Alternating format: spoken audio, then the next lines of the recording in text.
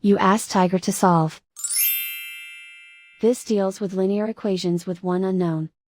The final result is x equals 2. Let's solve it step by step. Group all x terms on the left side of the equation. Add 3x to both sides. Group like terms. Simplify the arithmetic. Group like terms.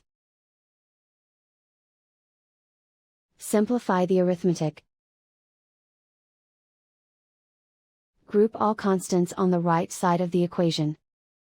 Subtract 3 from both sides. Simplify the arithmetic.